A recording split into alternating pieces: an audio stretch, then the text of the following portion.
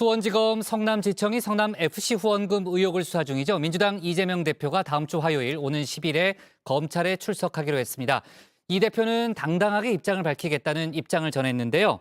마침 화천대유 대주주 김만배 씨에 대한 검찰 수사도 오늘 재개됐습니다. 관련 내용을 정치인사에 대해서 짚어봅니다.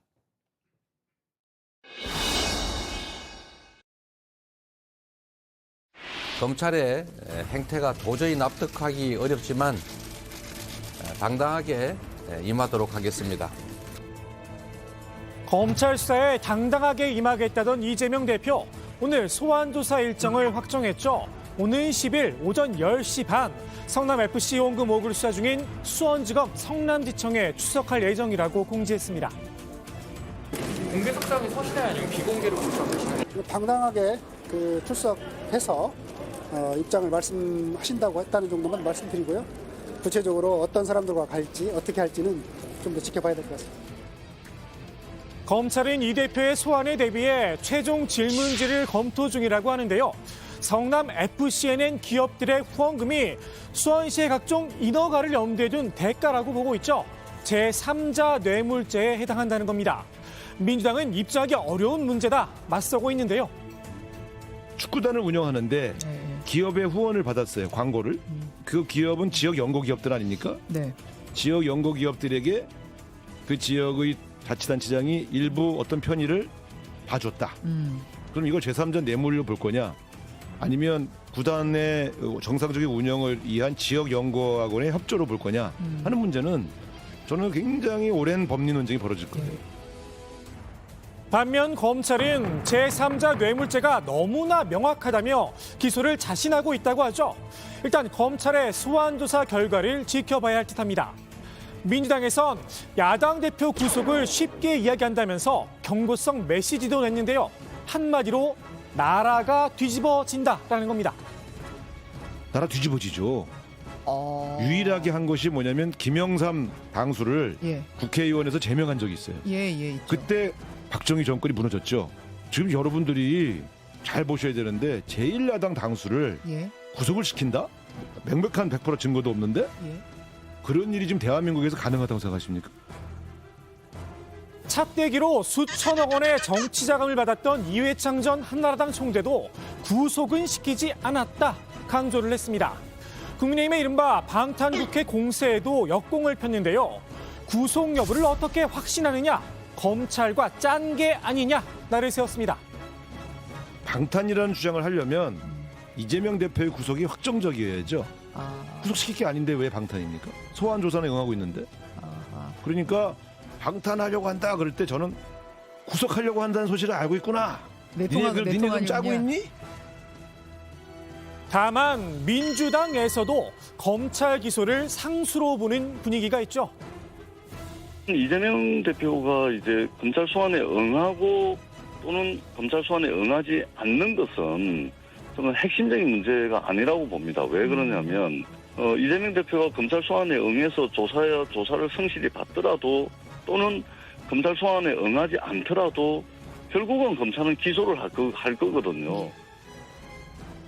더욱이 성남FC 후원금 의혹, 이 하나만 문제가 된 게 아니죠. 대장동과 백현동 개발 의혹도 현재 수사가 진행 중입니다. 대장동 의혹의 핵심 당사자 김만배 씨를 오늘 검찰이 다시 불렀는데요. 김 씨의 극단적인 선택으로 조사가 중단된 지 23일 만입니다. 검찰은 대장동 개발 배당금이 어디로 흘러 들어갔는지 그 용처를 쫓고 있죠. 특히 이 대표 측의 선거 자금 명목으로 배달이 됐는지 집중적으로 들여다보고 있습니다. 검찰은 김 씨가 수익금 428억 원을 이 대표 측에 건네기로 약속을 했다, 이렇게 보고 있는데요. 하지만 김 씨는 428억 원을 주겠다고는 했지만 어디까지나 달래기 응이었을 뿐 실제로 줄 생각은 없었다, 이를 줄곧 부인해왔습니다.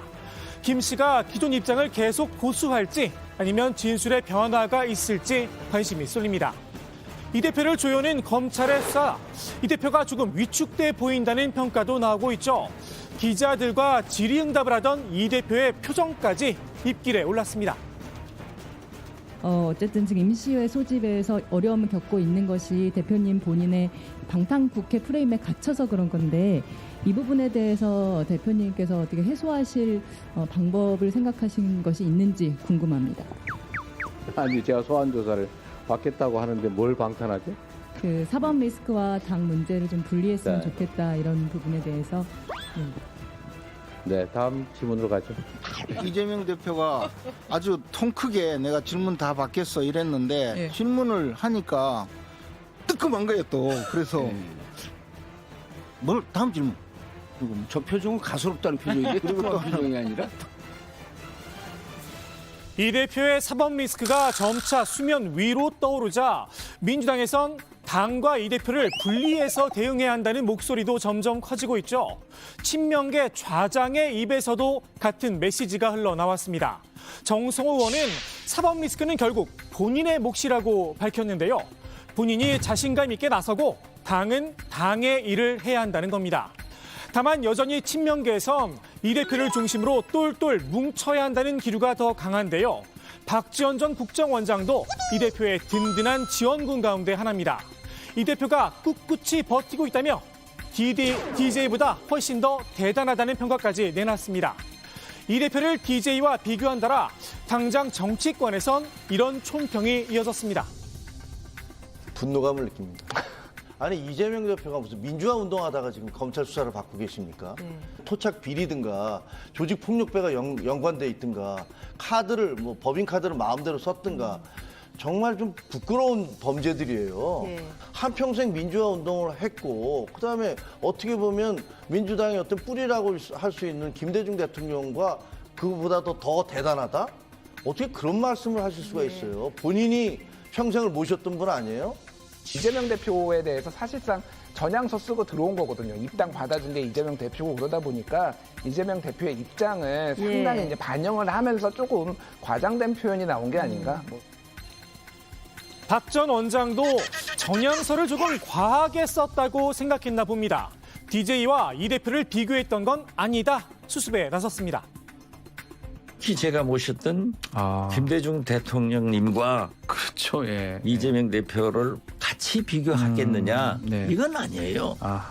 이건 아니고 김대중 대통령님도 그런 고초를 겪어서 잘 극복해가지고 대통령이 되셨는데 이재명 대표도 지금 몇 년간 그러한 고초를 겪고 그렇게 신문, 방송, 인터넷 공격을 받아도 잘 버티고 있다. 참 대단하다. 당내에선 민주당이 이 대표의 사법 리스크에 발목이 잡혀 제대로 된 정치개혁에 나서지 못하고 있다는 지적도 나오고 있죠. 검찰이 아마 이재명 대표를 엿가락 늘리듯이 계속해서 올해 내내 괴롭힐 겁니다. 네. 그러면 그건 그거대로 놔둬야죠. 그 예상했던 거잖아요. 네. 그리고 민주당의 새로운 길 찾아야 됩니다. 혁신, 개혁, 정치개혁, 민생 이거를 제대로 가야죠.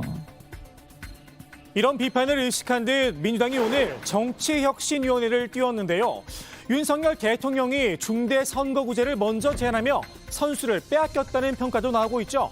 이 대표 사법 리스크에 대응하면서 정치혁신의 주도권을 되찾아올 수 있을까요? 오늘의 정치인사이드 이 대표의 말로 마무리합니다. 앞으로 넘어야 될 산이 많겠지만 당내 민주주의, 즉 당원이 주인인 제대로 된 민주정당을 만드는 것, 그리고 국민이 주권자로 제대로 대접받는 국민의 주권 의지가 제대로 관철되는 정치 체제를 만들어가는 일,